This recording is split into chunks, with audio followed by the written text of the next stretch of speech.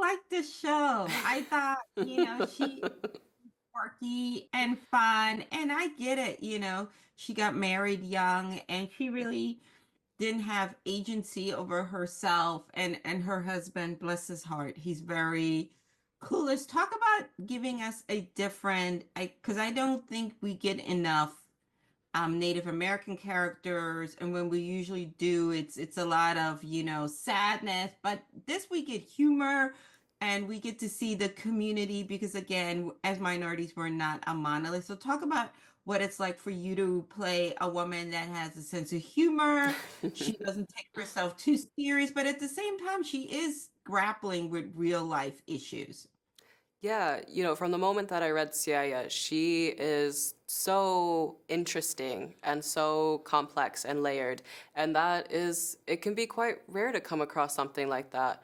And characters who are just so, you can tell when the writer loves a character and really wants to give them kind of the most interesting arc and pulls from real life experiences. And that was something that was so great about this show, is that a lot of what Cia is going through and other characters in the show and those relationships, those are, reflective of real things that we see in our communities and real people.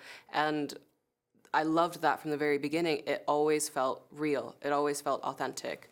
And it felt like something that I saw growing up. And playing someone like Siaya, who is so well-intentioned and a little bit ridiculous, a little bit wild at times and unpredictable, was so much fun. And it really is like a second coming of age.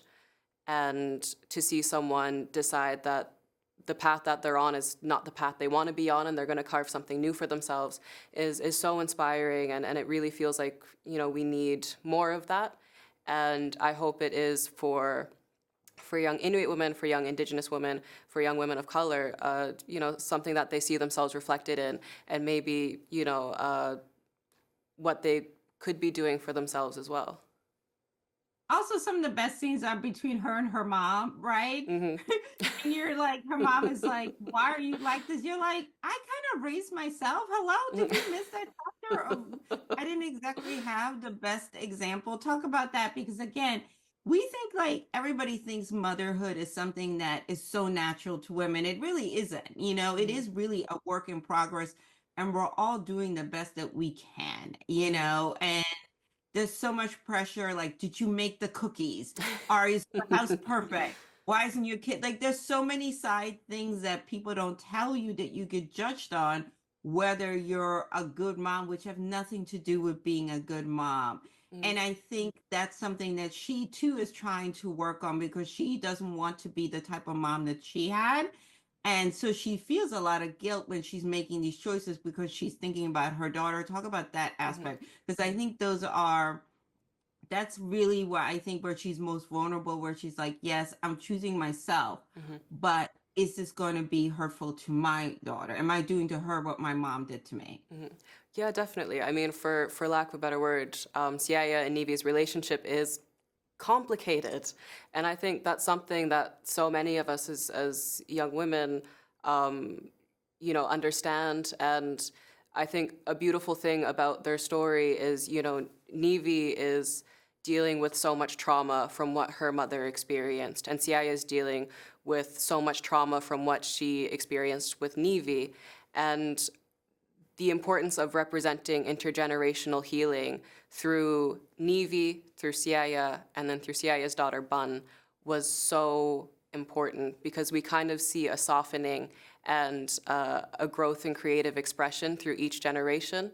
And that's so beautiful because there are so many expectations to be a perfect mother, to to do the best thing, which, sometimes the best thing is the best thing you can do with what you have at the time. And I think Siaya's story and how she deals with Nivi, and then how she really tries to foster a very safe and open space for Bun, is so important. And, recognizing that at times you are an imperfect mother. It's always a learning process, and we have to have some grace. And I think this show is a great example of that as well, having grace for yourself and for your mother, and loving someone at an arm's length is sometimes the best thing that you can do for yourself, until you figure out what healing looks like for each of you. So, that storyline and that experience and that relationship in the show is so important and anchors it so deeply. And I think the relationship of Nivi and Siaya throughout the season, as it unravels, is so beautiful and heartbreaking and intense. But I do think is something that will resonate with people.